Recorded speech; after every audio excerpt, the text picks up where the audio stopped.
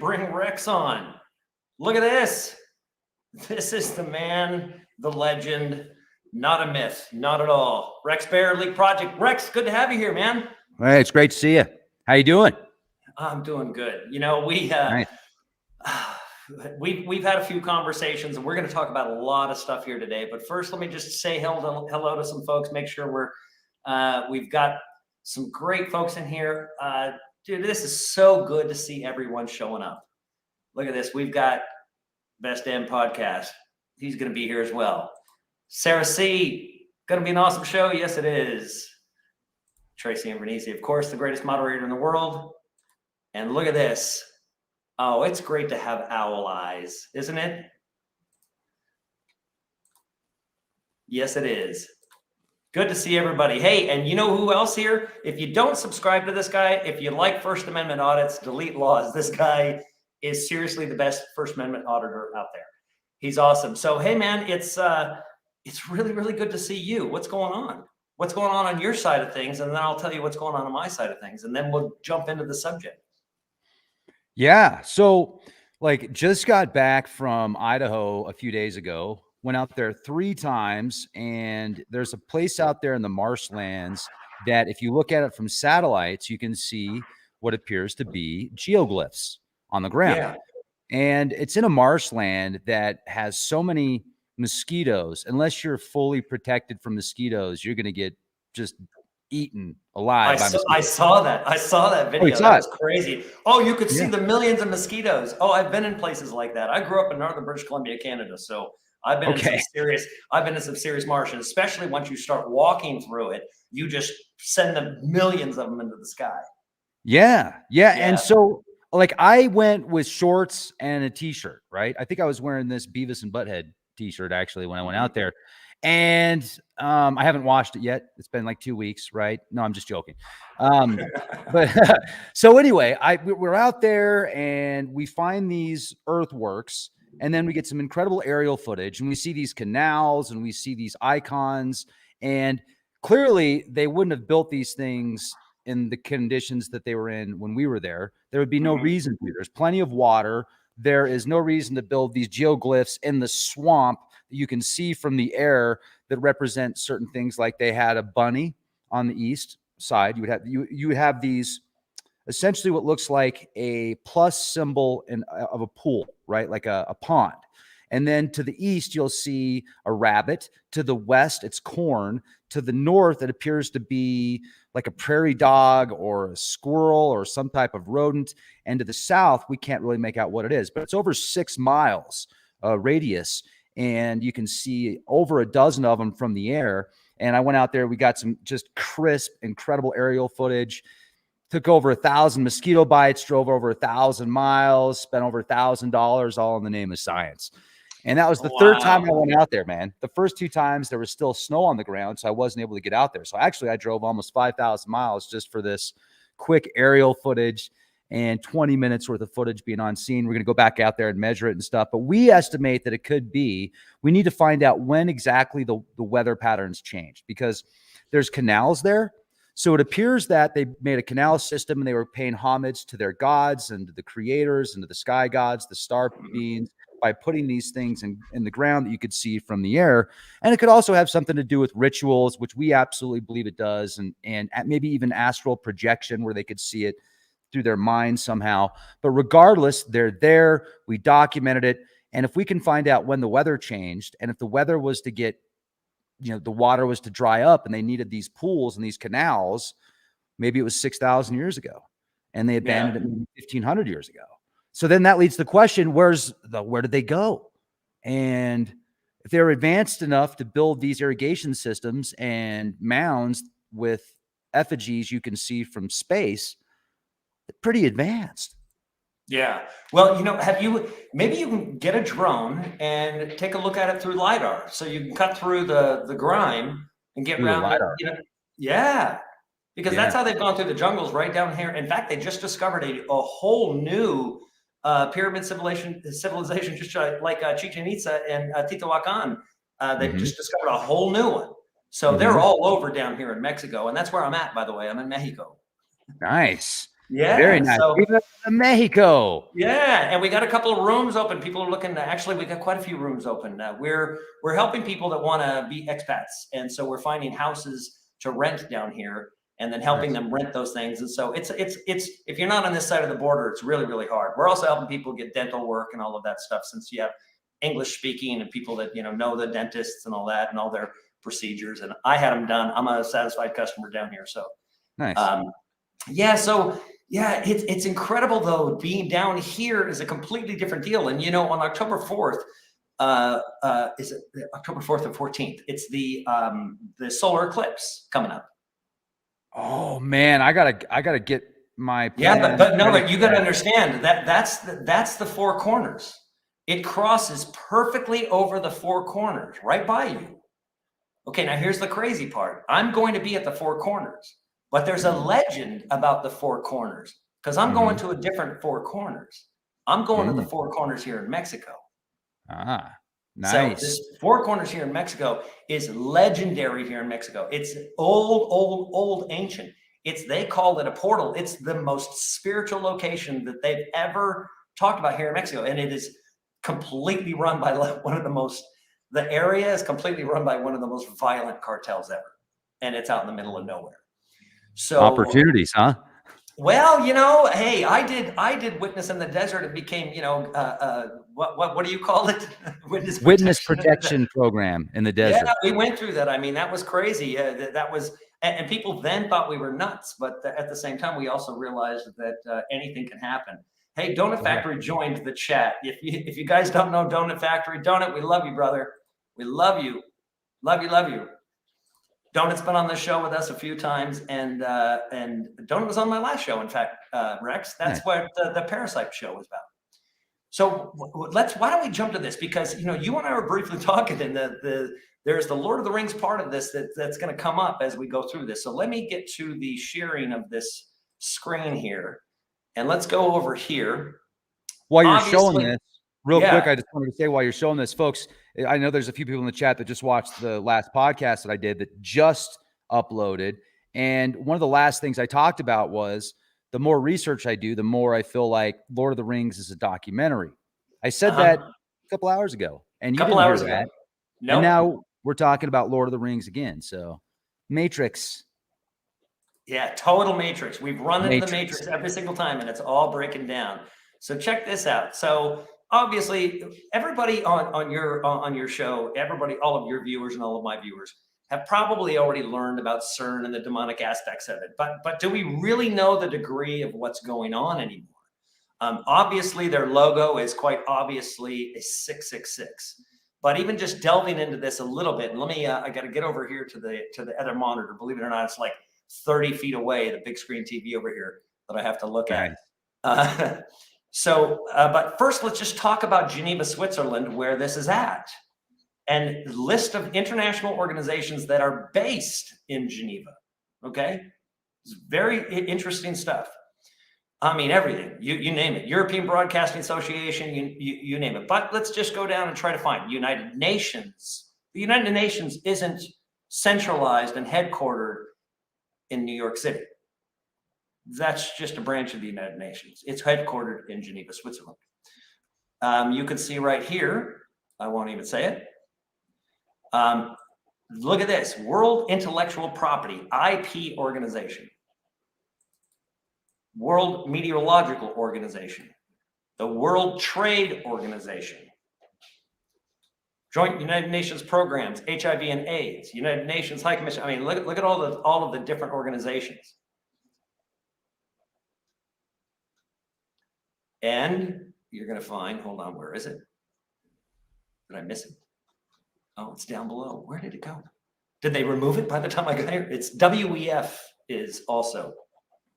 Where did it go? Was it right here? I just looked at it and highlighted it earlier. Oh, right here. Duh. I'm going blind. I don't have my glasses on. There you go. World Economic Forum. So then take a look at this. What else is in Switzerland? The Bank of International Settlements. This is the bank of banks of banks of banks. This is the godfather, godmother, grandmother, grandfather of banking, global banking. End of story. Look familiar? Cool. Right? Right downtown. So, CERN Collider, what does it look like? Here's the current LHC, which you can see right here. The small one, do you see this? Oh, yeah. The small LHC, can you see my cursor? Mm-hmm. Okay, good. Yeah. And then here's the proposed one, should they fail at their initiatives with this one. Okay, so they're truly, and have stated now, it's not just about boson Higgs. Crazy part is that the boson particle was initially discussed and had thesis papers written by a man by the name of Dr. Leroy Troyansky, who is the chancellor, the head of Technion Institute in Israel. He happened to be my CTO at Vidius when I ran the technology company in Israel, in Ra'anana, Israel, called Vidius. So I know Dr. Troyansky quite well, and he is the one that initiated research into boson, which then became boson Higgs. So just as a little footnote in my world and my life. So then let's look at this. So Revelation 2, everybody's probably heard of this. Maybe let's go to, not to that. There is a video here that I wanted to play you, and it was a TikTok. This lady works at CERN. She's really interesting. We're going to get into that. But let's just go through this Max Laughlin thing, because this is going to cover some different areas. But just keep in mind that Scripture says where Satan lives. I know where you dwell, where Satan's throne is. Yet you hold fast to my name, and you did not deny my faith, even in the days of Antipas, my faithful witness, who was killed among you, where Satan dwells. So he's giving you instructions as to where Satan dwells. Now, this is Antipas of Pergamum. That's where he was from, and he was seen and he was positioned over the church of Pergamum, which is not quite in Switzerland, but it's just outside. But he was sacrificed and killed at an ancient Apollyon temple called the Temple of Apollyon, which is obviously the controller, the angel over the bottomless pit, scripturally. Okay, so let's just watch this video right here of this, where it's going to explain Max Laughlin. I want to make sure you can hear it, so tell me if you can hear it when I start playing it. Can you hear that? No. You can't? No. All right. See, that's what I was afraid of. Okay, so let me see. I'm going to have to share. I'm sorry here. It's really crazy. This only started with StreamYard, where it didn't play through my mixer. It doesn't play through my mixer. Let's try it one more time.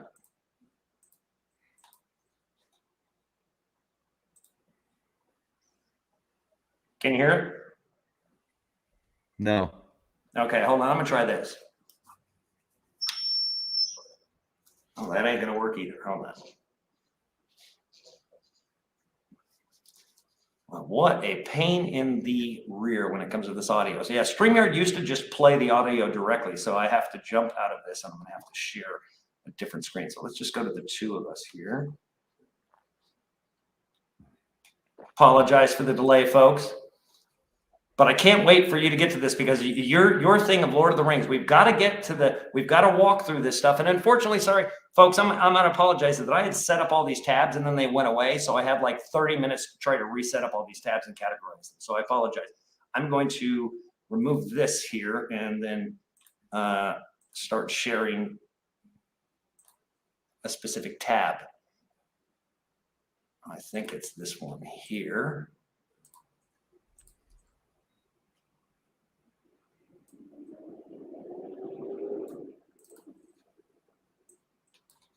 Got to be that. Let's see. Okay, let's see if you can hear this now. An infinite number of you got that now? Okay, good. These realities, and in each reality, as every electron spins an animeter of an animeter to an animeter to an animeter around a nuclei of an atom, we're catapulted into an infinite number of alternate universes. Just imagine So what he's talking about really quick, just so you see what he's talking about, these alternate universes. So obviously everybody knows and kind of believes. Now this is Max Laughlin, who's kind of vanished. Do you remember Max, by the way, Rex? No. This kid? You don't? He's a theoretical physicist. He's like 12 years old. This video is from 12 years old. He's probably 18 by now. But he's a theoretical physicist, and he's breaking down the multiverse. So having multiple variations of the universe. So there's a universe that exists right now where you're not on my show. I'm doing it without you.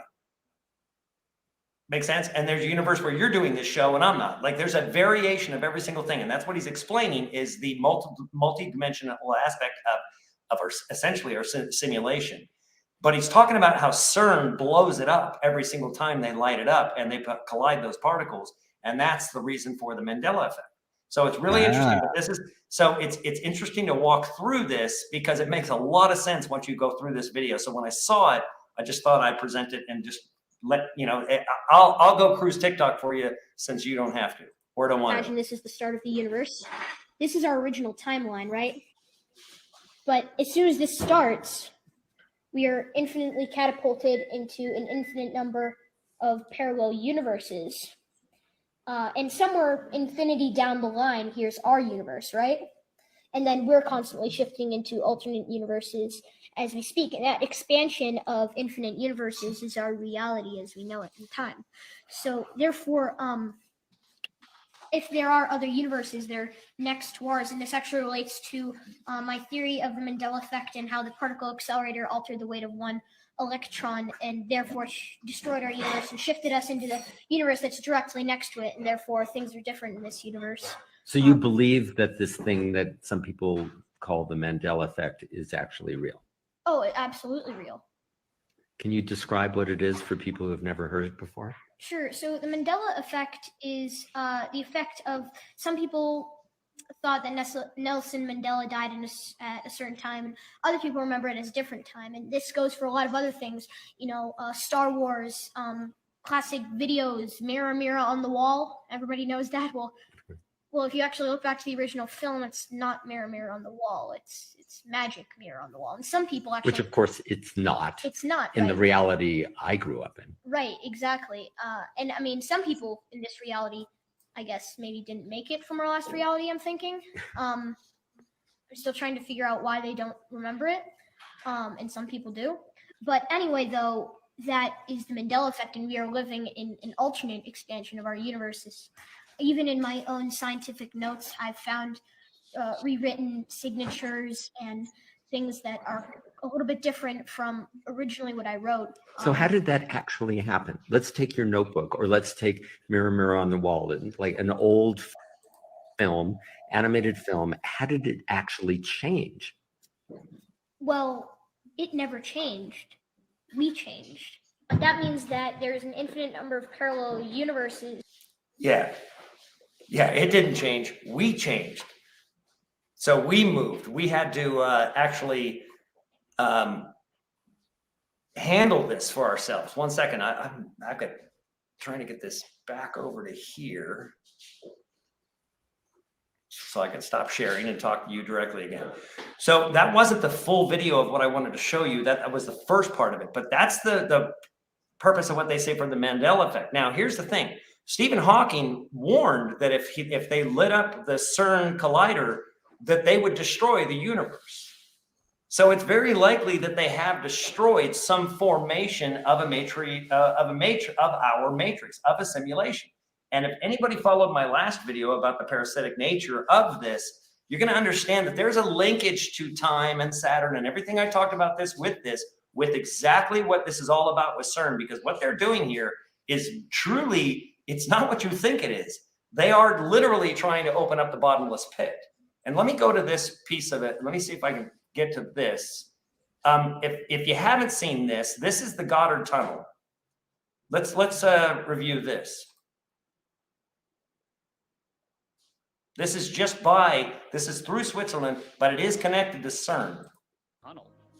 35.5 mile long tunnel. That is a massively long tunnel through the mountains. And right through the Alps, right? It's right through the Alps. And when they opened this thing, they had the most bizarre ritual or ceremony or whatever to open the tunnel. I don't get good feelings from this tunnel. I mean, this looks like catacombs, not tunnels. And It's man, the entrance to the underworld. I mean, geez, that's how it feels, right? what is the deal with this ceremony? It's kind of up to you to decide whether or not these people are trolling everyone or it's something that they do there. Because why go through all of this trouble? Here's some of the strange appearances. A topless woman dressed as a bird or angel with a giant baby head hovering above 9 construction workers who represent the 9 who died during the building of the tunnel. Keep in mind that number, 9. Remember, 9 rings were given to men. This Gotthard tunnel. Okay, so that was that piece. Let me jump off of this now and get to this next one. So I have to show all of these, Rex, so we can set this up and then go to the next stages where you come in. I hope you got your slides and the things that you were talking about ready. So 1 second. So let's look at this now. On things surrounding Cern, you can see why many feel like something dark may be going on. And someone, I don't know who this is, they dropped some intel. And they said that the same place Cern is located is the same place that the Bible says is where Satan rules. And I saw the comment and I was like, oh, okay, yeah, right. That's just too obvious, right? Yes, the Temple of Apollyon is located right where Cern is in Switzerland, just on the tip of the very phallic water feature, which I'll show you on the map, right on the tip. But let's keep watching this. And so I looked it up and checked it out, and this is interesting. So Revelation 2:13, look what it says here. It says, I know where you live. And this is Jesus talking, right? He says, I know where you live, where Satan, let's emphasize the point, which is where Satan lives. So to say that twice, he is really trying to emphasize a connection between the city where Antipas died and the place where Satan lives.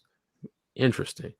So it's almost like it's trying to drop a clue here when it's talking about this place. Yeah, now we're going to get to this right now because you've got enough of this. Let me click that away.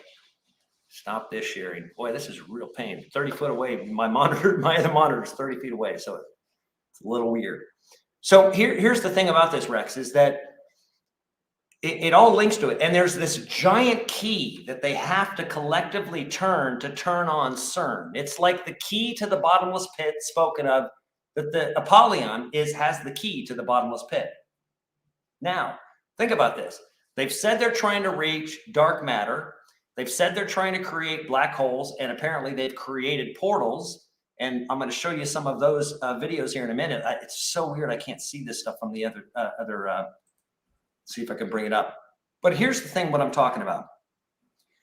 They're trying to conjure another world, and they've admitted that they've self-admitted, they've said that they have contacted entities, that they've been able to communicate with entities, and things have happened. They just restarted the particle collider after some advancements just about a month ago at the highest power level they've ever powered that up before.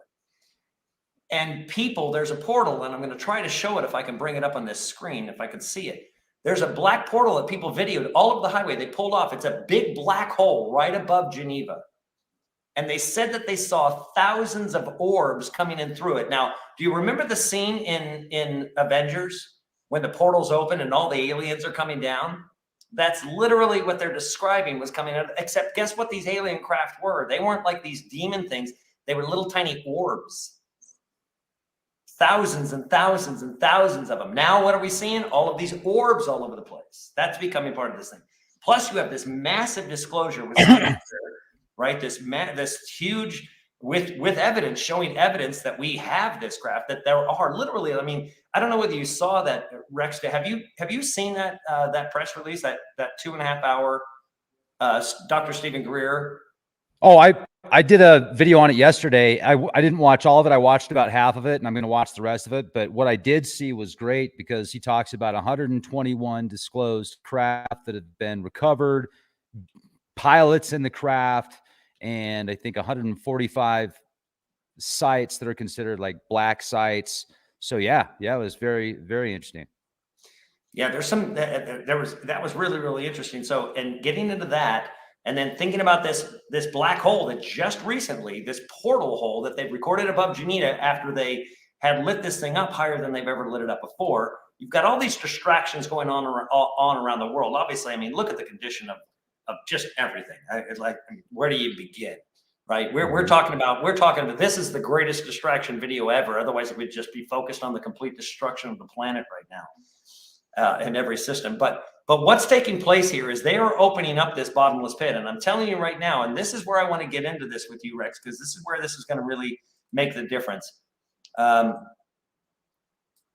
First, I want to show you something. Obviously, if you've also ever looked at, let me find this. If I can find this.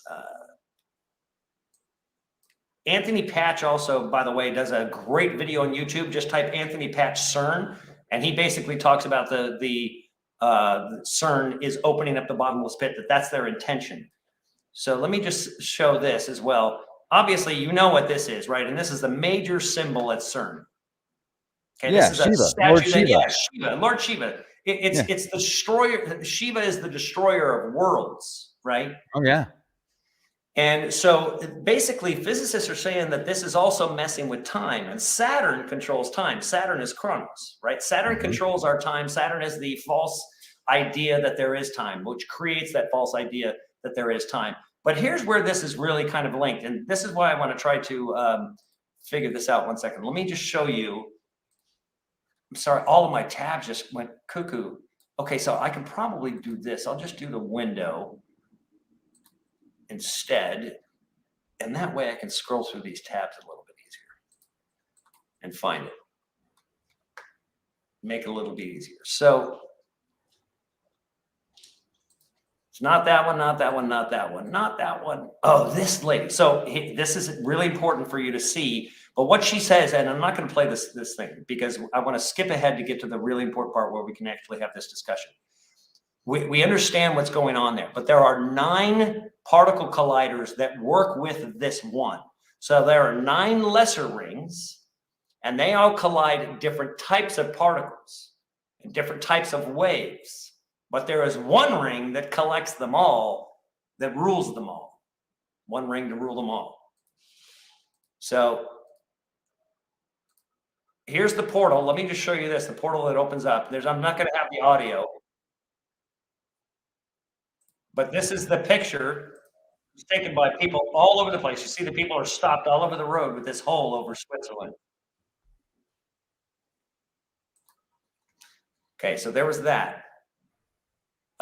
This is very recently here on Al Jazeera where it fires up, and this is in July 22. This is the last time that it fired up before they relit it up last month. Now let's look at Geneva, Switzerland here. Let's fly in. Look at this big phallic thing here pointing to. It's like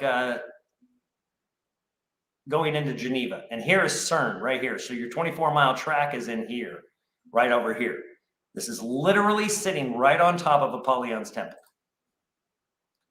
Exactly where they said Satan dwells. Well, Satan would dwell in all of Switzerland. I mean, look at the WHO and everything that's happening there. Switzerland is also absent from any war, right? They don't take a position. Think about the position that Cern or that Switzerland plays in the world. What's Switzerland known for, Rex? What's its main? Known for banks. Timepieces. Time. Oh, yeah. Swiss watch. Yes. Time, Saturn, Satan, Chronos. Same thing. We're getting there. Now, check this out. How a trek through Switzerland inspired J.R.R. Tolkien to create a magical Middle Earth. Interesting that he would choose that. Also, H.G. Wells, Ernest Hemingway, James Joyce, Mark Twain, Graham Greene. Some pretty big philosophers. There's something else going on there. So here is a map of Middle Earth. Where's the map of Switzerland? Hold on, where'd it go? Oh my gosh. Map of Switzerland gone. My tabs all went away. I'm sorry, folks. But if you look at this, just type in Middle Earth map and then Switzerland map. They're very, very, very close. And look at the location here of Mordor, and you're going to see if you flip the map upside down, Middle Earth, obviously, or inside out, Mordor will be exactly, and there you can even see, I can't zoom in on this, but you can even see the body of water. Mordor is literally where Sauron would be. Not Saruman, Sauron, the all-seeing eye. Now, what is the goal? What was the goal? Let's look at the Lord of the Rings here for a second and look what rings were given. Hold on, let me go up here into Wikipedia. Where'd it go? So, ruling ring, invisibility, extended lifespan, control, knowledge of all rings, corruption to evil. The elven rings, to heal and preserve. So these would be rings that Empaths or whoever they are. Dwarf rings, greed, anger, combined with men rings. Rings of men, there's 9 of them. Enslavement. Fading to permanent invisibility. Enslavement. Sauron, if you remember, was trying to remanifest. He was trying to get the ring so then he could remanifest physically. Remember, he lost the ring. His hand was cut off and he lost it, and it was now given to a hobbit, a very small halfling man. Think about, we'll get to that in a minute. Let me get to that in a second. Again, Saturn, Kronos. I'm just trying to give you these visuals. Here is the collider as it sits now. Here's the smaller collider, which is, there's actually a smaller one called Wake.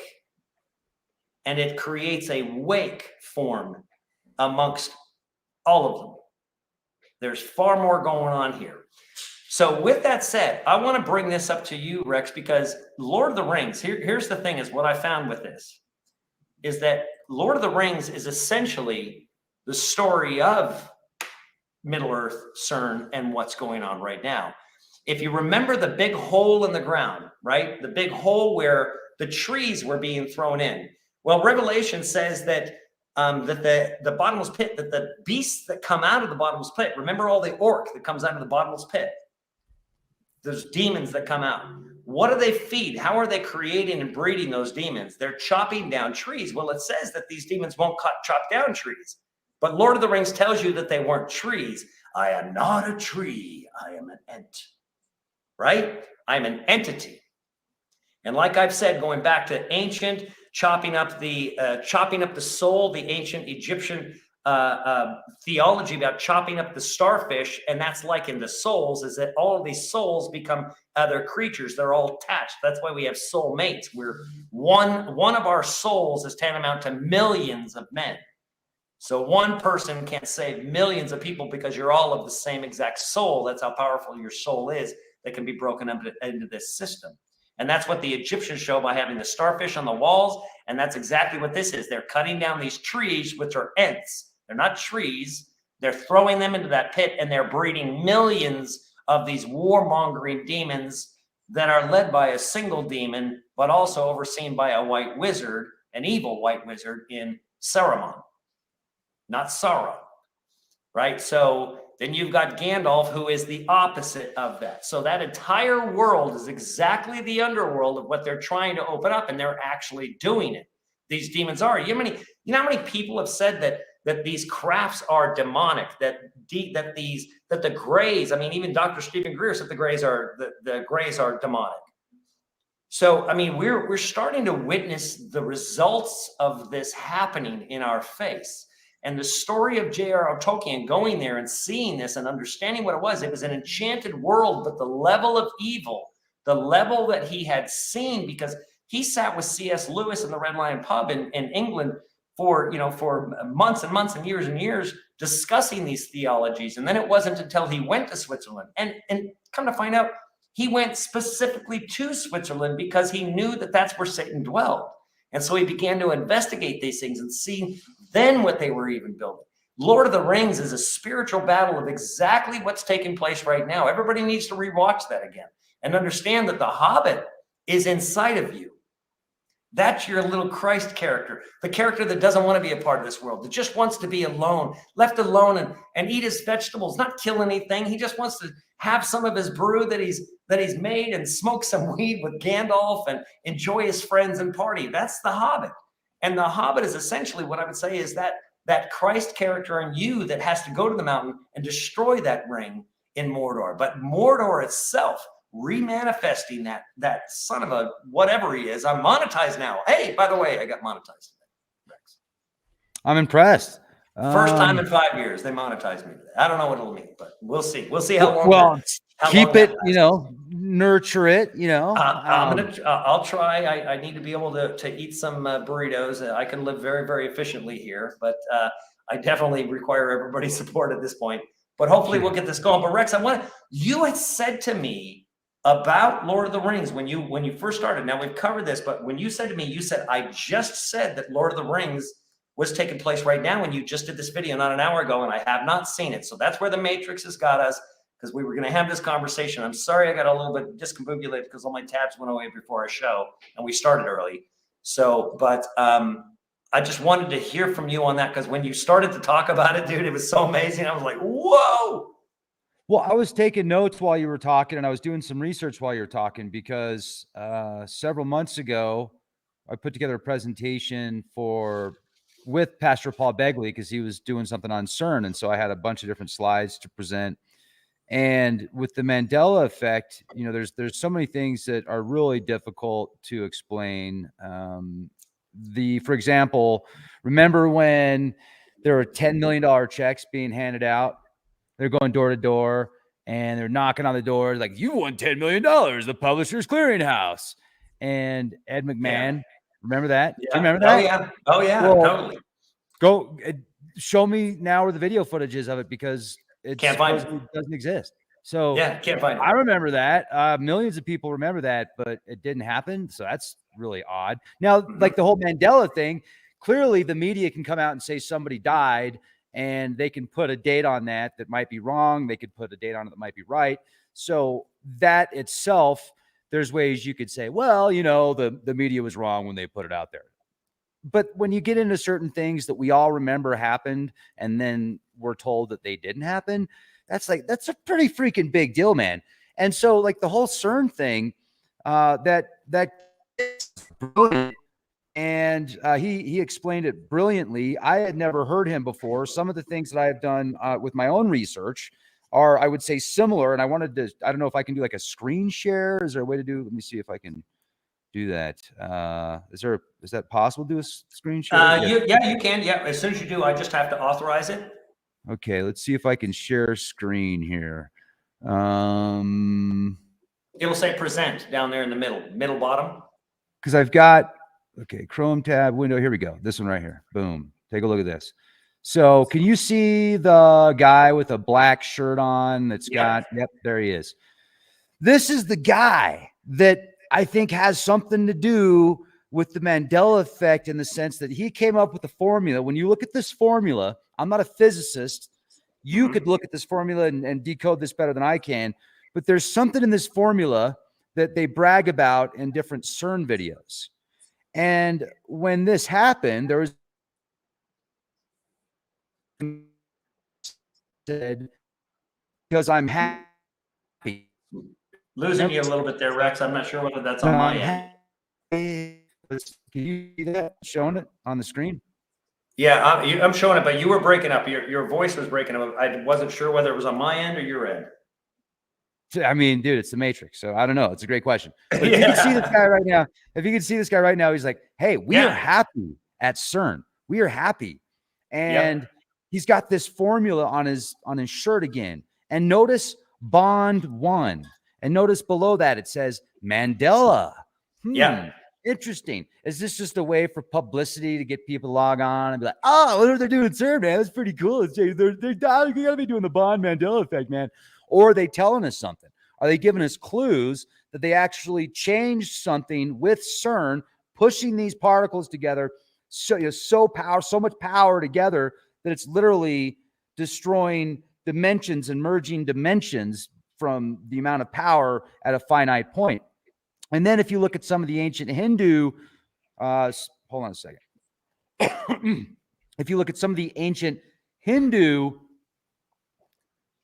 weapons, the astras, they are one of them that's given by Shiva is described as something that can not only destroy the solar system, but can destroy time itself. And I was Can looking destroy through some time. articles. They're trying to kill Well, God. It's the Tower of Babel again. It's Tower of Babel 2.0. They're trying to kill God. So this is where the artwork is. Here's CERN. The artwork is on permanent display. I was looking into that. Then I was looking up the astras, these ancient weapons that go back thousands of years. And then here you can see they're doing the happy dance at CERN, which, you know, I'm not looking at things the same way you are necessarily. Like I'm still being very, I'm going to have an open mind, but I'm not going to have it so open that my brain's going to fall on the sidewalk. I think they're trying to scare people off. So there's some interesting connections with Nikola Tesla's and Donald Trump and Hillary Clinton that I was doing with Tesla.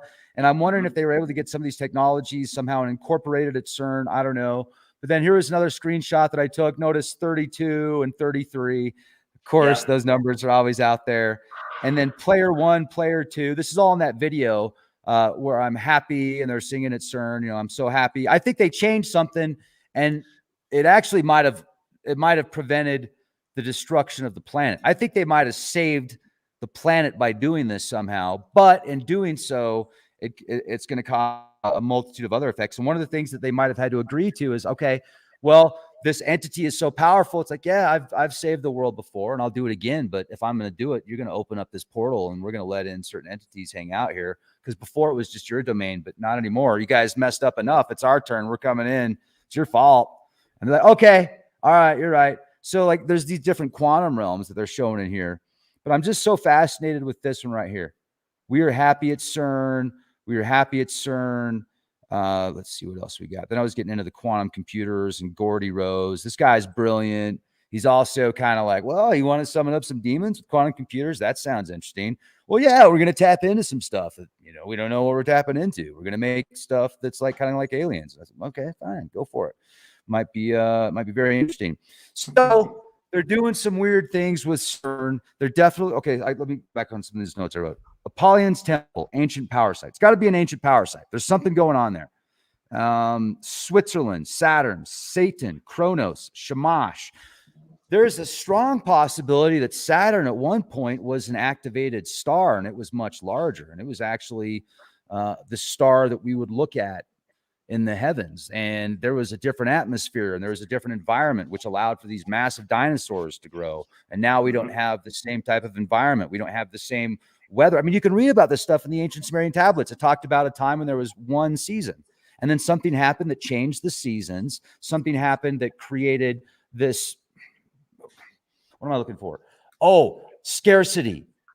There was a time when we didn't talk like this. There was a time when we were telepathic, so we didn't need to have this communication where, oh, I'm thinking something different, even though you heard the words that I said. You've got a different understanding, and then you've got these wars and scarcity. What happened? Something created a major event that wiped out 90-something% of the population. And these people that are watching this stuff happen, they're like, oh man, it's God. Is it God? What is God? Well, God's the creator. God's up there. You can see him. He's pissed at us. Offer some sacrifice. Oh, yeah. Oh, yeah. So I think there's a lot of stuff that we can look at and say, maybe it's metaphorically speaking in the sense that it's not necessarily evil. And when I look at that ritual, I watched that whole ritual that took place in Switzerland in that tunnel. Yeah. And if you go into it watching it in a point where if you have a Christian mindset, maybe, or you're raised a certain way, you're gonna be like, oh, they're demons and they're doing rituals, they're evil. Or you might look at it in a way where you were raised pagan or you were raised without any of that. And I see a lot of pagan deities and not necessarily evil or good. I mean, actually, if anything, if you watch the whole thing, it kind of comes around where it had a happy ending. And if you look at all movies, don't all movies pretty much that are popular have the good and bad aspect, and usually the good prevails, right? It's like they have it's called story structure. There's a story structure for Hollywood. You know, there's a protagonist hero story, which is the Christ story. You've seen it a million times. Like people have literally seen the Christ story a million times. The Lion King is the Christ story. Every protagonist hero story follows a story structure in Hollywood. Being in Hollywood as long as I was, I had people that are trained in story structure and script review, that when somebody submits a script, I have them do coverage on the screenplay, and they rate it. They rate the screenplay per how it has complied with story structure. Think about how crazy this is, that I didn't even know this. I didn't even see it while being in Hollywood. Yeah, right. Knowing that every movie we make is literally the same movie. Mm-hmm. And that's we have a profession to make sure that every movie is the exact same. It has to comply with these certain types of story structure in order to be successful. That's because it's connected to your subconscious. It's connected to your psyche. It's connected to your DNA. It's the hero's journey, right? I mean, this could very well have been genetically implanted into the DNA of the human genome. There could very well be a worship gene in the human genome. It's the Hobbit. It's the Hobbit. There are hobbits that were found. You know that, right? In the Philippines, they found what looked like hobbits, big feet, really short. I mean, I think it's more than metaphoric. I think that they're showing stuff. There was a time, like if Saturn, Shamash, Satan, the all-seeing eye, if there was a time when as above, so below. It's physical and it's spiritual. It's everything is physical and spiritual. Everything. There's nothing new under the sun. If this is where they go, don't take the Bible literally. No, but there could be a new sun. There's nothing's new under the sun, but a new sun itself. But a new sun itself. And you know the crazy part is, hey, have you seen the two suns? Have you seen the two suns? Like the pictures of the people that have videos of two suns. I've seen it with my own eyes. No, especially here in Mexico. Oh, I've seen it with my own eyes where you look. Where you've got a sun, and then all of a sudden there's like a sun next to it, and you look in the camera. And no, not a sundog. I'm talking like here. I'm going to show you. This will trip you out. This is the crazy. You're not going Peru on me, are you? No. I'm just saying. Look at the MasterCard logo. That's essentially what it looks like every single time you look at it. The MasterCard logo, the orange, and then the yellow part. It's just crazy how, because the second I saw it, I went, oh my gosh, that's the MasterCard logo. There's nothing new under the sun. We've been here. We've seen things. The imagery, it's like our DNA has a record of everything, whether you were there or not. When somebody says, oh, I was Pharaoh and I have a life, we have a connection to everything that has happened here. I'm connected to you, whether you like it or not, Rex. We're all here, man. and that's why maybe, like I've thought about this before too, are there certain mindsets, like did the eugenics thing at one point, did it start off right and then it got completely twisted in a sense of, okay, I want to create the most amazing family, the most amazing gene pool I can, because if I'm reincarnated, I want to come back as, even better than before. And then it gets twisted and taken over where like, oh, well, if you have any defects or if you have any impurities, off with his head. No. But like, think about that. If everybody's connected, right? Look at all the darkness out there and all this twisted negative energy out there. What would happen if we got rid of all that? Is that good or is that bad? Or like, if we're all connected, we're all wanting to be this, beautiful kumbaya situation, then what do? How do we get rid of all that without going into the dark side? How do we get rid of the dark without being dark? Well, light gets rid of dark, because light, you got a little teeny bit of light and it'll get rid of the shadow, but still, you know what I mean? If you've got to go after something that is dark, like in Lord of the Rings, the good guys are going after the bad guys, but they got to be, like they're defending themselves, but where does it get to a point where ideology and ego and my religion's better than your religion or my God's better than your God? When does that get into the point of losing that actual truth of wanting to better humanity, wanting to better the world, wanting to better everything? Well, it's because my God told me to do this. No, when it happens is when people stop looking outside of themselves for God. That's what happens. Once you start looking inside of yourself for God, and then you start realizing, well, I can't be the evil God that I despise so much. I'm going to have to be the Christ version of God, offering mercy. Father, forgive them. They know not what they do. Right? They don't know what they do. They don't know the gravity of the degree they're hurting me. That's the Hobbit's tale as well. So this is the hero's journey, is our forgiveness of everybody else, because they don't know. And I know, I'm privileged to know, but I'm going to suffer as a result. Well, ignorance really bliss, dude? Because I'll tell you it's what, just the other ignorance. day, I got a ticket, like 3 tickets actually, for doing a live stream at a national jeez. monument. And I was like, so I got there, I was so excited. I'm looking at this beautiful rock formation, like that's just absolutely stellar. It's called Chimney Rock. And I'm just like, it's like calling me, right? It's like, Rex, come up here. And I was just like a big kid. And I saw this, what looked kind of like a trail. And I'm like, oh, all right. So I took the trail and I'm going up the trail and I'm like, I'm going to live stream this. So I'm live streaming it. And I get to the top of Chimney Rock and I'm just, I place my hands on Chimney Rock and I'm like, oh, this is amazing. And then I left and then I get back to the bottom and there's 3 federal agents and a Ute Ranger. And I'm like, oh, maybe I shouldn't have taken that trail. And so they're like, how are you doing? And I said, I don't know. How am I doing? And they're like, well, we were watching your live stream. And I'm like, oh, did you like it? They're like, yeah, I noticed your cup that you've got right there. I noticed this and that. And they're like, where's the artifact? And I'm like, artifact? What are you talking about? They're like, yeah, the artifact you picked up. I was like, I picked up a rock. And so I picked up a rock. I'm like, oh, this looks cool. And I looked at it and I set it back down. And they checked my backpack. Thankfully, I didn't take the rock. If I would have taken the rock, we might not be having this conversation today.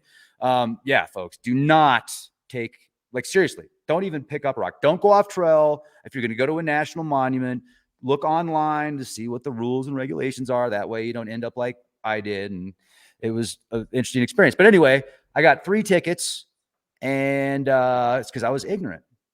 I was like, oh yeah. I was like, I don't know. Well, it doesn't matter. Here you go. And so they were nice. They were respectful, but they were also very stern and they made it very clear not to do that. And so it was an experience. It cost, it was a learning experience. It was an opportunity for me to learn. So we got to be careful with the whole, the more research I do, Derek, the more I realize these mythologies and these scriptures that are biblical, the Old Testament, even the Hebrew translations that go back a few thousand years, there are Sumerian artifacts that say the same stories that are older. And so, wait. Yeah. Oh, wait. Yeah. It's ridiculous. Look, the Sumerian text, for anybody to say that the Bible itself, based on what we know about cuneiform and the Sumerian text and all that, that is an absolute plagiarism. But the difference is it was assembled with a different kind of code, a different kind of structure. They used the story to encrypt something else within it. So that's where the Bible is unique in that, is that there are other things that are vastly encrypted in it. So this is somebody taking ancient stories and designing them to accomplish something very different, which seems more like a control mechanism than it seems like freeing someone. It's always cracks me up when people go, oh, King James Version is the only version of the Bible. King James, convert. And I go, wait a minute. Based on what you now know about every world leader, okay? Every world leader, what king would rewrite the Bible to make sure that you were free from his rule? If the Bible's not free, no, it doesn't happen, folks. King James did not rewrite the Bible and change it so he could help you be free like Christ wanted. No, he was a Freemason, right? Oh, Freemason and first of all, I don't I have a completely different perspective than a lot of people do about Freemasons, because I have friends that are Freemasons. So I mean, most of them that I know seem pretty cool. And my dad and my grandfather, huge Freemasons. Huge. Yeah, and they're very cool people. I'm sure that they taught you a lot. They don't know the degree, and my father was quite high. They don't know the degree after the degree. Like they do know, and the Freemason is it's a non-religious, it's Luciferianism, period. I mean, it's Luciferianism. There's no 2 ways about it.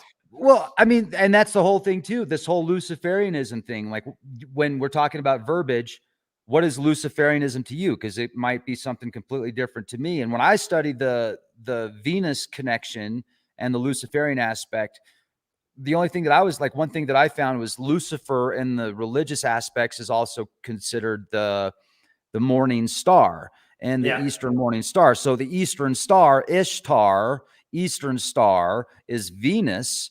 So then you've got a reference biblically, and then that has, in my opinion, nothing to do with this entity. If anything, it would be quite the opposite of this, like dark lord that wants to consume your soul and do sacrifice and blood rituals. It to me, I mean, it's quite opposite. But the problem is there are groups out there that label themselves as Luciferian that do some really dark stuff. So then you're like, okay, so is it we have to look at what these groups are classifying themselves as and what they're doing.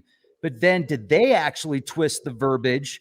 And so, because that in and of itself is a ritual, that in and of itself is a magical spell where you take something pure and you twist it. And now when people link to it, they're linking to it as a dark entity or something negative, like 666. Well, in the biblical aspect of it, it's referring to the number of man, which is so like the number of man. But then there's a Hebrew. Is there, or is it Greek? Is it Greek? The original translation of that, is that Greek? You would know, wouldn't you? Yes, it is. Okay. Yes, it is. Hold on, I'm trying to find a video by the name of by a man named Hans Wilhelm. Have you ever heard of him? Hans Wilhelm? Hans Wilhelm. Yeah. No. He does an incredible video explaining and animating in this animation exactly what Luciferianism is. I was trying to find it as you were talking about it. It's really, really good. And he explains it from the perspective of Madame Blavatsky, who is basically the kind of founder of the theosophical, I can't even say it right now. Theosophical. One of those things where you can't get it out of your mouth. Theosophical society. She's the one that had essentially brought it to light and wrote it in a book. It was a secret belief, and she's the one that kind of put it in the book. The secret doctrine of all ages. Yes, the secret doctrine of all ages, and she put it, and Blavatsky became basically the high priestess, so to speak. Yeah. Yeah, and she was a very, very big study of John Dee and all the Enochi magic. It all plays a role in it. I mean, this is. Rex, you and I have been doing this long enough, having different conversations, exploring rabbit holes, and digging out information and watching information change on the fly, right? I mean, I've gone to websites, had it there, like that website when I was showing that the Statue of Liberty was ISIS, and that on the Medal of Honor website for the United States military said what the Statue of Liberty was and says that it was ISIS and all of that. The minute that Dana Ashley's channel and I started talking about that, then all of a sudden they scrubbed that from the website. Like, well, hold on. So I'm sorry, you kind of triggered me there for a second, because ISIS is like the queen of heaven. ISIS is considered like the divine feminine. ISIS is man, I want to tell you something. I was saying essentially ISIS or Ishtar, depending on Ishtar would be Venus, and ISIS you can connect to Sirius even. Like you're talking. Yeah. Well, that goes back. See, ISIS, Inanna, Ishtar, are they all the same? Are they separate entities? There's a very strong possibility that ISIS and Ishtar, even though they've been merged as the same entity in certain cases, they're different. They're very totally different. Separate. And yeah. ISIS, man, I want to tell you something about ISIS and this experience that I had, but I don't know if now is the right time. And I don't know if people are going to believe me anyway. But it was one of the most amazing experiences I've ever had. And I'm getting the chills right now thinking about it. And Shondell, my friend, my Navajo friend, was with me when it happened. He was in the car when it happened. And this was after we got back from the Grand Canyon. And we were at a sacred site where the Kincaid Cave is supposed to be. We were at the rim. And you can oversee Isis temple out there, man. Dude, I've literally got goosebumps right now. But the experience happened in Page, Arizona. And I'm not quite ready to share it yet, but I will tell you this.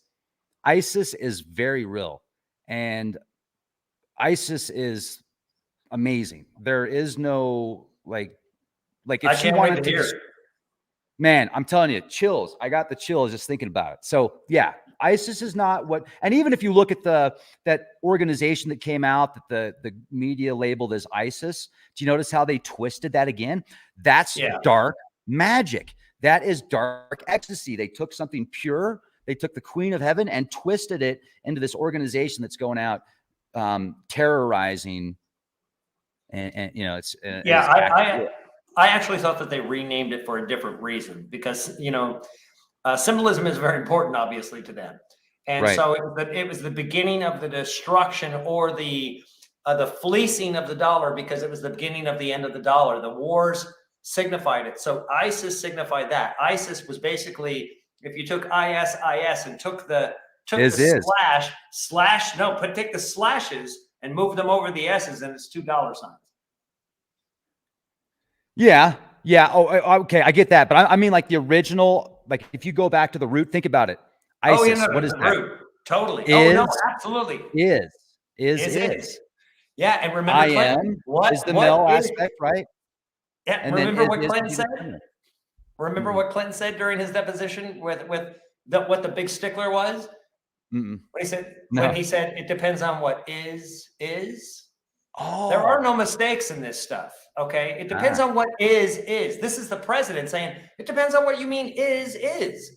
What are you talking about? You're the president. Those are not accidents. It depends on what is. That was a major highlight of that deposition. yeah. There's a lot more. And you know what? But I'm going to tell you something that's really strange, Rex, and I mentioned this on the last show, is that when I first got on the dark web, early times, I saw videos on some paste bins. And this is before everybody had the camera. So this is like, I would say 2000, sometime 2010 to 2009, 2010, 2011. And I saw a video of Bill Clinton before his deposition, and Ken Starr was going to interrogate him, and it was on video. And this guy comes in that you cannot see on camera and claims some authorship over some like Palladian thing. It's crazy. You could hear this person claiming this authority over the situation to Ken Starr. And Clinton literally kind of looked, sat down, and just said exactly what he said. But somebody claimed authority over that, and it was some weird ass space colony people or some crazy thing of some galactic federation and controlling of this thing and this thing. It's like, what the hell is this person talking about on this video? Cool. Right? You will listen to our overlords. Yeah, it was the nuttiest thing, but you're just mentioning, and then that's literally the testimony where he said it depends on what is. So maybe that was ISIS's, chief of police, so to speak. Who knows? At this point, Rex, everything. This is where I just don't think anybody's prepared for the truth. I don't think anybody is prepared for what's coming. I think that it's going to be, so whatever these things happen and unfold, the revealing is going to shatter men's hearts. Men's hearts will fail them for fear, and they will seek death, and it will flee from them. Because guess what? The DNA is changing. Our DNA is changing. That's why they needed to get control of it, because the sun's doing it. We're being changed as we speak. Whatever this system is, we're all being changed. We're adding strengths. We're gaining memories. I'm remembering things that I don't remember being a part of in this life, but I was there. And I mean, I was there. I got details. Stuff is happening. So, and I'm not rare in this account. It's happening. You're starting to understand that we're connecting in a different way. I believe that this flash, I mean, we've got, Betelgeuse right now, right? The sun, Betelgeuse, our brightest star. That thing's about to blow its lid. Now, we think that that's the death of the star, but as we've learned from our own star is that we have something, they go, oh, it's going to go supernova. Well, what's supernova to one scientist is a micronova, unless you can, so you don't know it was a micronova until the star still exists after the fact. Our star, our sun does micronova. It does have micronovas. That happens all the time, right? I mean, on a clock.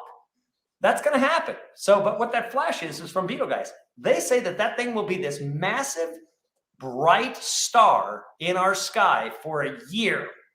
That's the size of the moon. They were telling us about this. They were programming us for this in 2011. They were showing photographs in the news articles on Yahoo News.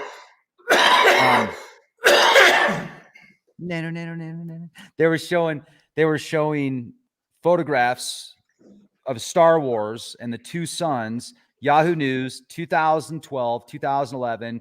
Betelgeuse is going to go nova. This is what it's going to look like. So yeah, they've been talking about this for over 10 years in the media.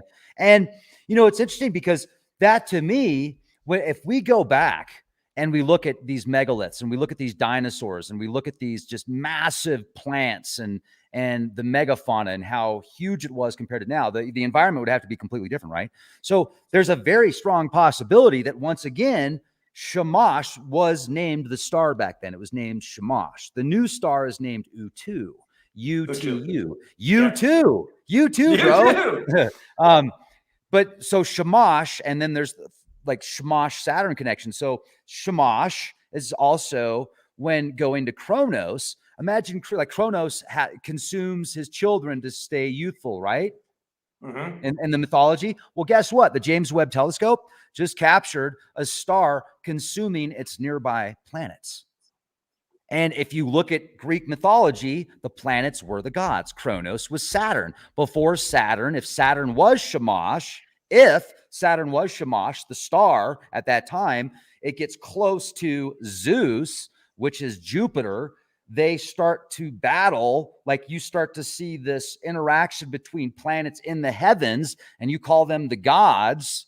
And then you've got the thunderbolt of the gods, which is the most powerful weapon in the Astra Vedas, which is a trident. And you will see this trident in mythologies around the world, as well as petroglyphs. So was the trident itself, did it have to do with Shamash going nova? And Earth had an alignment where it was actually aligned to Shamash. And when Shamash gets closer to Jupiter, it loses its star status because it's getting so close to this other planetary body. Venus blasts off. And then the ancients looked at Venus as it's flying through the solar system like Medusa. And it's creating these massive lightning bolts because of all of the interference that it's going through the solar system, which then helped create the Valley Marineris, which is on Mars, as well as the Grand Canyon and the Canyonlands. And it didn't take billions of years for the Grand Canyon to create. It actually took maybe minutes. Imagine these lightning bolts that are coming down, etching the Grand Canyon. I've said it like a Lichtenberg. I've said it 1,000 times, Rex. I've said that the Grand Canyon was created by plasma, not by water. And you know how? And you know where you get the evidence of that? Mars. The canyon that is on Mars makes our Grand Canyon look like a little tiny scratch. It is so huge. It's like 6,000 miles wide and 190 miles deep, some kind of crap like that. It is this massive. So that is a very close connection to something like a sun body that reaches and arcs across and goes. Bzzz. If you've ever seen somebody that's struck by lightning, they have Grand Canyon scatters all over their skin. It looks like the Grand Canyon's on their skin. Yeah, look up the Lichtenberg effect. And I was not doing the sixth sign. Okay, I do this. I knew it. He's doing the devil hand signs. No, dude, I'm trying to stop, man. What am I supposed to do? Like, what people don't realize, let me just say this really quick. You know, I did hand gestures, okay, folks. I was an executive at Microsoft for years. They put you through media training. You know what they do? They teach you to hold your hands like this so they're not bobbing all over the place. I'm passive. I am passive and neutral. I will shake your hand straight. No, you have dominance over me. You can shake my hand and I will put my hand like this. So you are like this. I learned all the body language stuff, man. I had to know that stuff. And now look at me. I'm wearing a Beavis and Butthead shirt because I clearly care so much about my appearance. But anyway, what were we talking about? The Lichtenberg effect. Look up the Lichtenberg effect. Look up the Valley Marineris, like you were just talking about, Derek. Look up the Grand Canyon and the Canyonlands. And then you look at the ancient mythologies of the gods and the thunderbolt of the gods. The thunderbolt of the gods created the Grand Canyon. Hello. Think about a thunderbolt. Okay, not a lightning bolt, but a thunderbolt. Very different than a lightning bolt. Thunderbolt. Ooh. Look, they spoke of ancient times. They spoke of lightning that men would die from fear of it. Think about what you would see if you saw that plasma come down and create the Grand Canyon in front of you. You'd probably die just from the sheer shock of it. I would be like pretty excited about it actually, because I'm twisted in the head. You know, I mean, I like to walk right on the edge constantly for that rush. You know, I'm at the Grand Canyon live streaming on the freaking, literally, I go back and I look at this and I was like, was I really doing that? I was streaming on in this area in the Grand Canyon where I'm looking down and it's over 3,000 feet. And I've got a few inches of lip. Like I'm walking and I'm like, I'm seeing all these quartz veins. And I'm thinking to myself, there's tons of gold in these hills. And then I got back up. Yeah, there's gold in these hills. And I got back up and I'm like, did I really just do that? What was I don't even know, man. It was like something took over and I was like Spider-Man on the side of the Grand Canyon. Like one-handed, dude. I'm like GoPro here.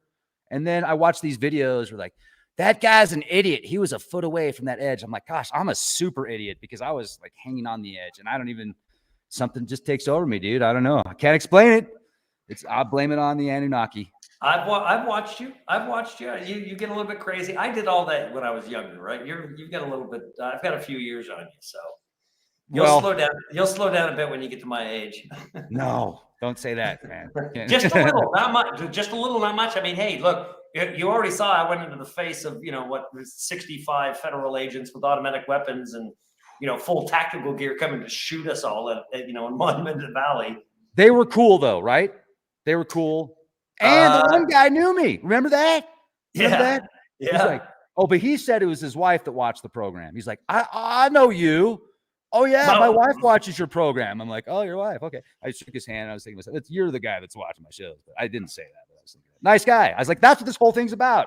I get to sit out here and wait and get questioned by all these special, officers while they're going upstairs, going through my room with the bomb squad.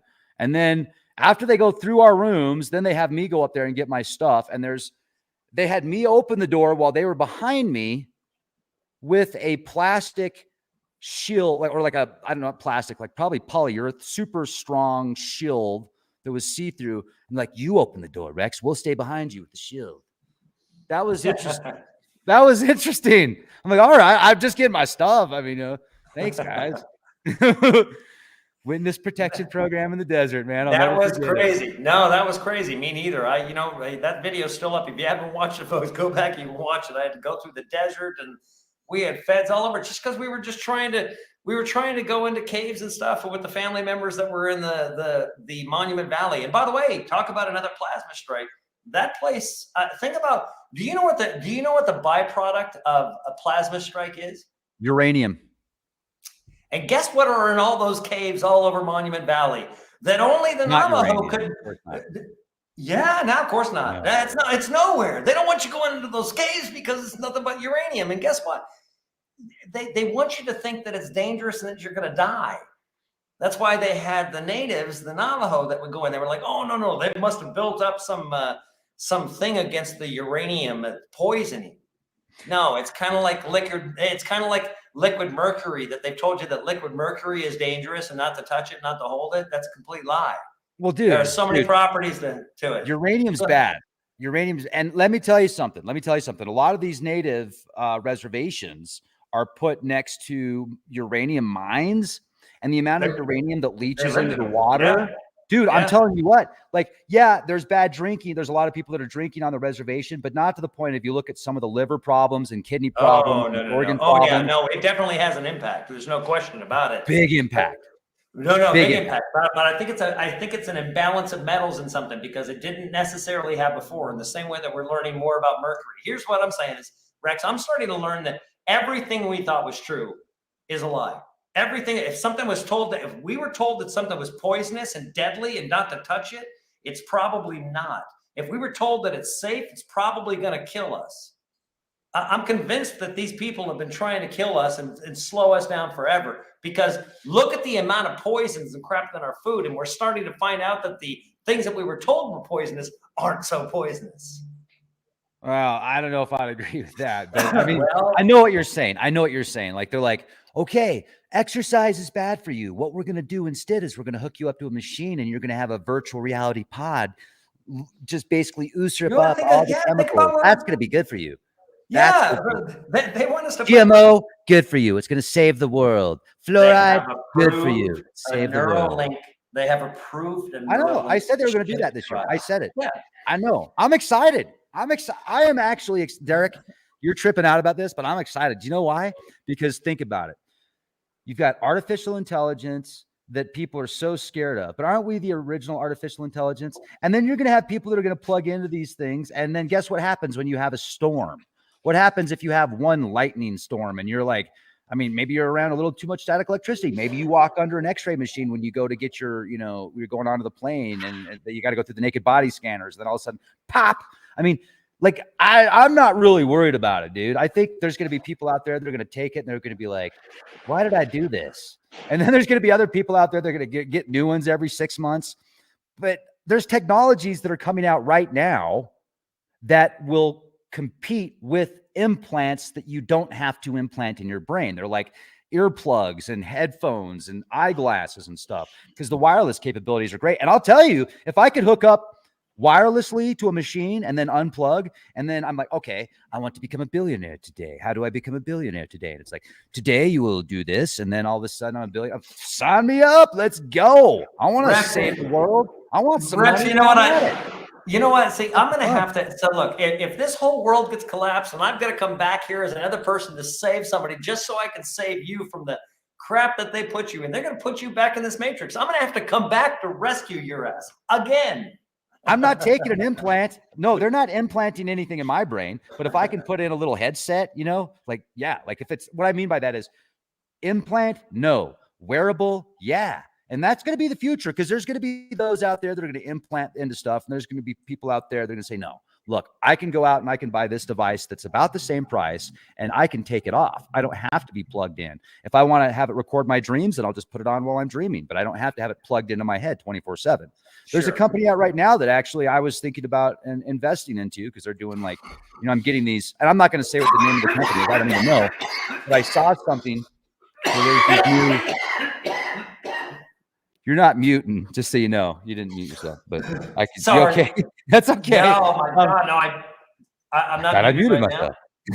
Oh my gosh, no! I just absolutely choked on my own saliva. I inhaled my own saliva. I'm sorry about that. That's all right. Every time you give me the microphone to talk, you do that. Did I say something wrong? Okay, so yeah, you put it in your ear, you take it out. That's fine. And then, wouldn't that be cool though, to be able to do that? I mean, I've got my phone right here, so I'm getting a phone call from Arizona. Who's calling me from Arizona? That's weird. Probably the Borg. Should I answer it? Yes, we would like to sell you a new. Yeah, answer it. I'm not going to answer it. There's no way, dude. They'd be like, Rex, we're watching you. We're the cyborg intel from planet Zeta Reticuli. And we noticed you're doing a live stream with Derek Bros right now. You must terminate the live stream right now. I know who it is. It's No, man. I think it's all like, dude, we get so freaked out about things sometimes, and then they're nothing burgers, right? So it's good to be aware. It's good to be prepared, not scared. And I've also noticed that a lot of people are kind of saying F you to the digital thing. They're wanting to go out into nature more. They're taking their shoes off. They're unplugging. It's great to have time like on the web where we can interact and have a great time. And then it's also nice to unplug. And I don't know how, the thing is, when Elon, I like Elon, and I'll tell you why, because I listen to the way he talks about humanity, and unless he's the biggest actor out there, he cares. Like, you could tell the way he talks about humanity. And he also is saying it publicly that we need to have more people. He has gone against the grain. There's very people out there that he said, no, I don't want you to force me to do anything. And he's also made it very clear that he wants people to love the products that he makes. And he's made it very clear that he loves humanity. Then he'll go out and troll people by wearing the devil's advocate armor. But that was Halloween. I mean, what do you expect? What was he supposed to do? Go as a unicorn? I don't know. It is Halloween, folks. I mean, come on, line up a little bit. So I'm just saying, he's kind of like making you guess. But I do think that the way that he wants to merge AI with humanity, because that's what is going to save humanity, possibly. There could be some. Look, let me just say this, and I think this is important for me to say, because coming from the place that I've come from being a senior executive and having my technology be used, I've been manipulated by the federal government. Okay, I've been manipulated into feeling like I was doing something good for people, only to see it be utilized to control people.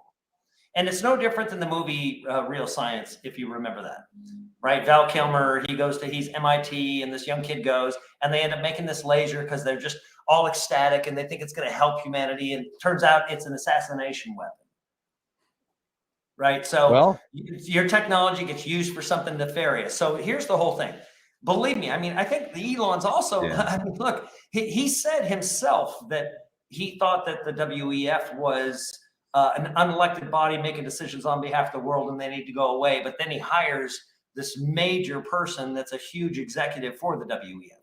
I thought about that. Let's talk about that. That's somebody learning that they're not the richest man in the world. They might be the richest man in Forbes, but he ain't the richest man in the world. He's not the richest person in the world, period. You know, I agree with you on that. And also, have you heard this saying before? Keep your friends close, keep your enemies closer. Yeah. And also, maybe he needs to network with certain people as a plan, as a goal, right? I mean, if he's thinking at the quantum level, maybe he knows, like, because he could already be hooked up to things that we don't know about, you know? There could be some technology working through him, and he could have some spiritual things going on that are different.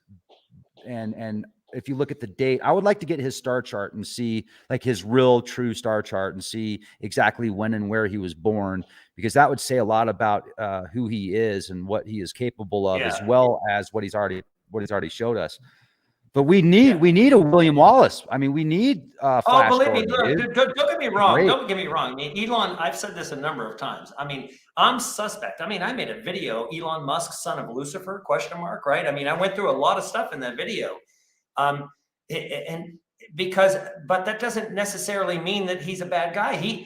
Elon is, first of all, he's severely autistic, right? He's Asperger. Autism. Yeah. And so the mere fact that he operates to the level that he does, Aspergery, which is, Rain Man, is difficult. I mean, I'm autistic as well. So is my daughter. So are my grandsons. It's like, I know exactly what this looks like. Not onto that level, but he's on a different plane. But the mere fact that he does operate, I respect him, no question. The difference is I don't necessarily trust, and I don't want to say I don't trust him. I don't trust the circumstances that drive people.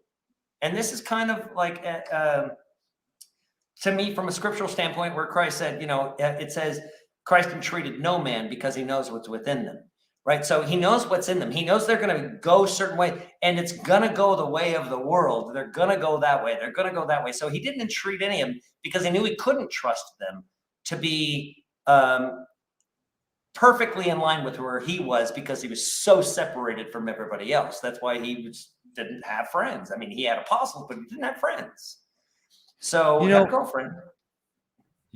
It's interesting because I'm reading through the comments and somebody said, oh, Rex is into wearables and Elon. First of all, I don't have any wearables. I had a Samsung wearable watch that I still have, and I don't even wear because I'm not into it, right? I've got this watch, which is a G-Shock, and I got it because not only is it supposed to tell the temperature, but it's also supposed to tell you your altimeter, and it's supposed to tell you what the weather is going to change. And I'm not really that impressed with it either. So but I'll tell you what, if I could wear, like, seriously, if I could put a wearable on and I could take it off, and it would give me the opportunity to do something different or to have superhuman like powers, I think that'd be pretty freaking cool.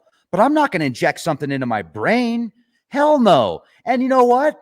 Elon, I've never met him, so I'm not on the Elon fan bandwagon. I am impressed with certain things that he said, though, and I will say that. Like, I mean, so I'm I'm impressed with what I've seen in certain aspects.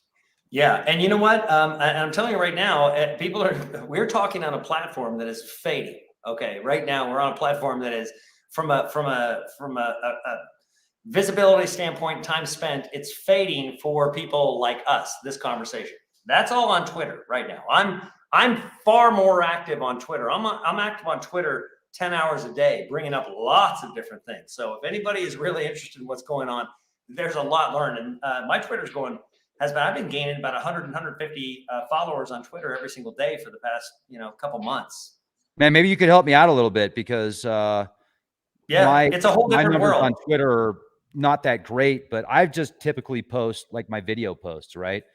It is interesting though, because I've been wondering, Derek, like, you know, I've got 411,000 plus amazing subscribers, and I look at the views on my videos, and sometimes I'm like, gosh, man, am I getting boring? Am I doing something? Am I not doing something that I should be? Or am I, you know, what happened? Because it used to be, I had a few thousand subscribers. I would have a guest come on the show that would say, dude, it's Nibiru, look. And I'd be like, no, dude, it's a lens flare, look. And that would get 1 million freaking views. Like, seriously, 100,000 plus. And now I'm going out on scene, finding these mega, not mega liths, but these earthworks that nobody freaking knows about. One person previous, Dutch Sense, did a thank you, Dutch Sense, for doing this, because I saw that video. Somebody sent me a link to watch it, where you could see from the satellite that there's these earthworks out there. We go out there, spend a bunch of money, get eaten by mosquitoes, and find all this really cool stuff. And, you know, we're uncovering these ancient civilizations, and they're getting 5,000-10,000 views. I mean, I've got people coming on that are retired Space Force that got kicked out of the Space Force because they wrote books on politics, saying it was too political, and then they get kicked out for being too political, and they get 10,000-20,000 views. I'm like, you know, I interviewed Jacques Vallée, and I got 20,000 views, and I'm thinking to myself, well, could I at least get my subscribers to get? I mean, what's going on? Yeah. What am I doing? I'm not talking about the elections. I'm not talking about flat Earth. I'm not talking about stuff that's like, I'm not talking about stuff that would be considered over the top. You know, I mean, I'm looking for the truth. I'm telling people to be the best they can be, to help others. And I'm like, well, so what am I doing? Am I doing something wrong? I mean, personally, what could I do to reach more people? Because we need to reach more people, because we're at a time right now where people get their information from social media, and cable is pretty much turned into a dinosaur. I mean, it's pretty much non-existent. Tucker Carlson did one tweet that got more views than all of cable the entire day after he left. But it's like 125 million views right now for that first video. 125 million from 90 million. I mean, it's incredible. Yeah, no, the entire media landscape is changing, including this place right here. You know, I just got monetized here, and this is probably going to be nothing. But Twitter is a whole different ballgame. And you know what? We should talk about that separately. But for anybody that's thinking about it, other channels out there, the one thing that Elon is doing is turning Twitter into the everything app. That's why he's calling it X. You long form video, you can upload HD. You got long form blogging. You have subscribers. You monetize your Twitter, and you can charge whatever you want. $1 a month, $2 for your subscribers. There's content for you. All of that. He's moving very, very quickly into this. I'm streaming live to Twitter right now. I only have like 3 viewers on it, even though I've got 12,000, because it's not really marketing it to them, and people aren't yet used to watching live videos on Twitter, except when they can't remember their old platform. But yeah, it's growing, Rex. I mean, I definitely take a look at it, because once you start navigating it daily and updating people on different little things, different pieces that are in the subject matter and things that you're related to, it becomes a far more valuable platform, and allows you to really get a lot more work done and do smaller bits of content for the people that are truly interested in the things that you're interested in. I mean, the engagement that I have on Twitter far exceeds anything I've ever had here on YouTube. From the content perspective, when I post something, the engagement, the interactivity, I mean, larger here on YouTube because I have a larger audience. But I'm saying, as an overall percentage, the people that view my tweet engage with it like 85 to 90%. If you watched it, you engage with it. So it's a whole different ballgame on Twitter. Well, you know, I mean, I remember having, and I still do, some of the most amazing comments on my YouTube channel, right? I read through the comments, and sometimes I'm like, wow, this is amazing. And so yeah, I mean, it is what it is. And I'm not complaining. I'm so grateful and so thankful to still be able to share this information. And we've got amazing, beautiful people that watch the shows. I question sometimes, I'm like, why is it not at a level where you would think I would be getting at least 50 to 100,000 views per video? I mean, you look at the percentages on the people that like them, it's 97+%, the comments. So I try and get rid of as much fluff as possible. I'm like, okay, am I being too goofy? Is it the Beavis and Butthead shirt? Do I need to wear a suit? I just need to be myself, but I am being myself. But it's like, there's this cap. I feel like there's this cap where it'll start going, and then all of a sudden, okay, yep, cap right there. Yeah. Flat line. And then it'll start going up, and then cap. And so I don't know, but I'm grateful, dude. So grateful. I just want more people to see what we're doing. It'd be great if more people can see and interact. And instead of getting 10,000 views, how do we get 1 million views? And how do we help 1 million people, help other million people, and help themselves? What do we do? Well, we're gonna make that happen. I can guarantee you that things are gonna change here in a little while, particularly online and when it comes to platforms. But I think that you would probably do much better if you look at like what Salty Cracker is. Salty Cracker is trans. He's still on YouTube, but he's primarily on Rumble. That's where his real stuff goes. And if you've ever watched Salty Cracker, you'll understand. Oh yeah. Right? Okay, Salty is salty. Like that's the perfect name for him. Yeah. But he has 30,000, 40,000 live viewers on Rumble, and he'll have 5,000 on YouTube. Oh, wow. Rumble Good for is, him. yeah, and he's got his mugs and all that stuff because Rumble really allows you to monetize. I'd go there. That's a much larger growing place. I mean, here I'm getting monetized by YouTube. They're probably monetizing me as a last-ditch effort because they're losing people so much. I mean, I've been trying to be monetized for 5 years. They've denied me until today. 20 minutes before we go live with the show. Hey, welcome to the YouTube Partner Program. I'm like, great. Well, that's awesome. Yeah, maybe that's going in the right direction. You know, maybe let's focus on the positive. Yeah, focus on the positive. Yeah, they already said they already said that they're not going to take you down, take content down that is questioning the 2020 election. Well, right? Like they just announced that. Like, yeah, that's interesting. So I remember what it used to be. You would look something up, and then the recommends you would get would be so great and connect to what you're looking up and the research you're doing. And then they changed it to where, or at least it appears like it was changed to where they're promoting all these big networks, you know, CNN, Fox News, ABC, CBS, and like they're doing everything to go towards the agenda platform. And look, I mean, I was thinking about it, and I kind of get because there were other. It works both ways, man. The internet's like a bathroom wall on steroids, right? I mean, you can write anything about anyone at any time. So you got to have things under control. Otherwise, you could get somebody extremely smart starting to create just major chaos. And I think that was happening at certain levels. But the problem is, where do you draw the line? You know, I mean, do you just blanket everything out that doesn't fit the narrative?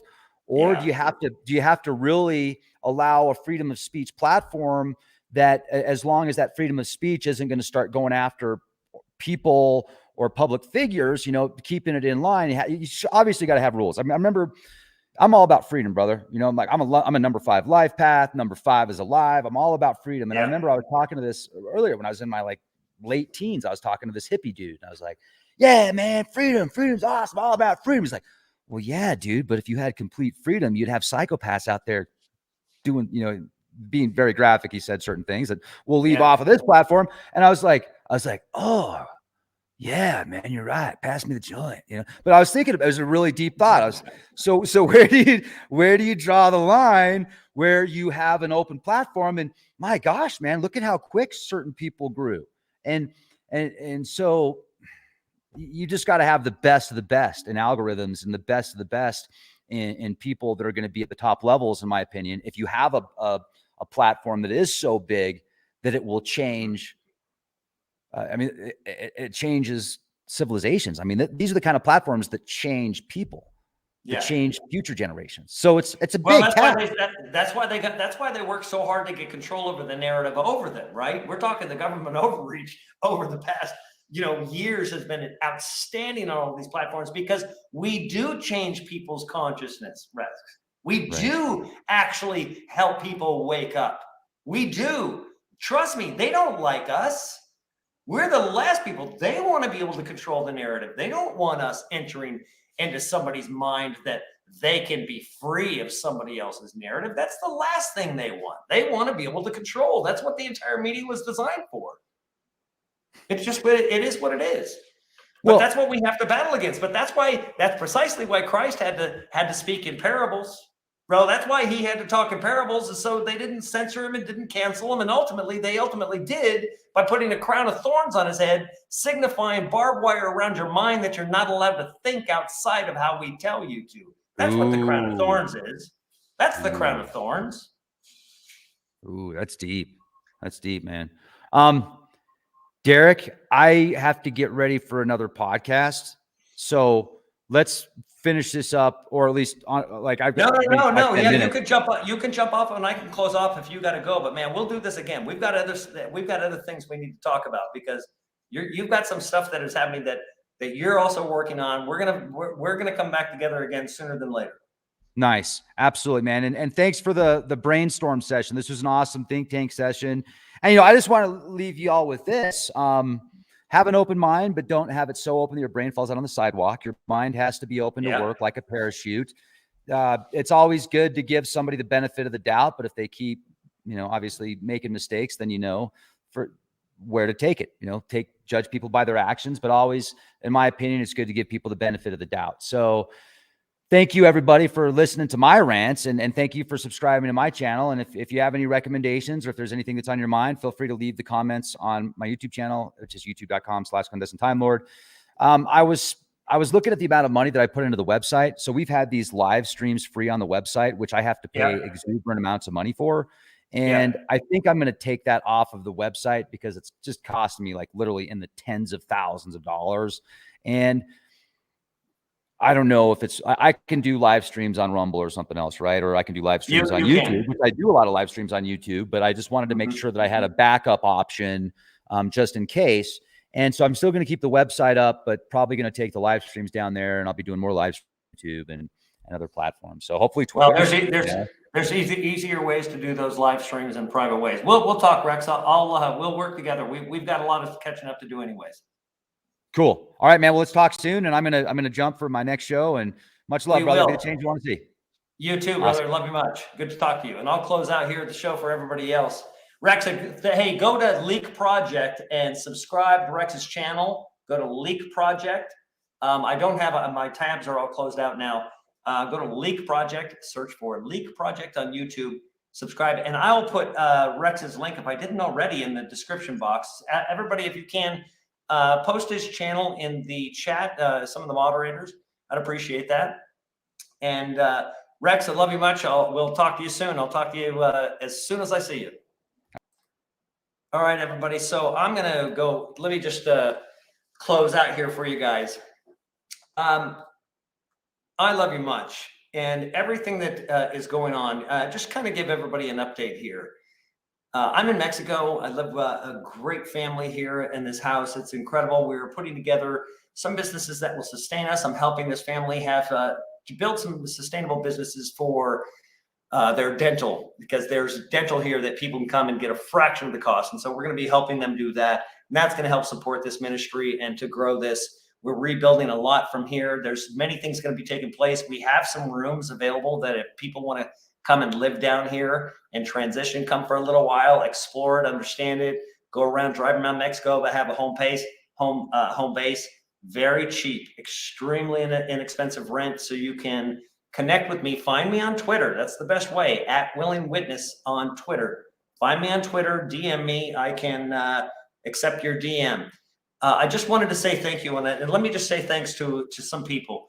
William Ford, John Ford, I mean, so many people, Deborah Williams, Arizona Ron, John Haddock. You guys have been just incredible in helping support Tanya.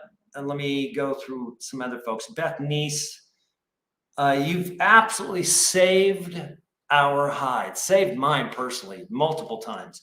Walter Johnson, Walter, you saved my life. Renee Marshall, I'll start saying thank you. I'm not going to put anything up, just to let people know that we've had some amazing people that have saved our lives and saved the electricity. So we were not expecting this electricity bill. We lost all the electricity. That's why it took me so long to get back live again, because we had no electricity. It's starting to get warm here, so we do have one air unit, but it's a great place. It's really remarkable. It's a very, very nice compound. So anybody that is interested, like I said, connect with me through Twitter. If anybody does want to help support us, and we support other people, it's not just myself here. We take care of one another here. That's CashApp is the # GlobalWitness. Haven't been able to change it. You can't change that on CashApp. That's the only way. Don't send money to Venmo or PayPal. I don't have those anymore. I can't access them if you send the money to those that goes into no man's land. They just keep taking it. I don't know why. But just know this is that here, I'm going to be focused on creating as much content as I can here about the things that I do more daily. See, this is more of a long form place. That's why Twitter is going to be a better place. It's going to allow me to make 2 or 3 minute videos that are more profound, have a greater impact on something that I'm just discovering, scripture that I'm just looking at, something that is more immediate, and it's much more helpful. Right now, there are so many things going on at one time that it's almost impossible to do anything and keep anybody's attention.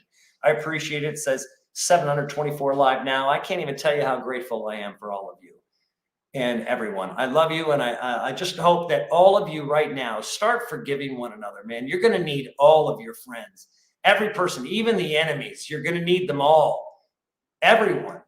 If you don't, keep yourself together. Keep your heart. Love one another. You're all the same. We're not different. Father, forgive them, for they know not what they do.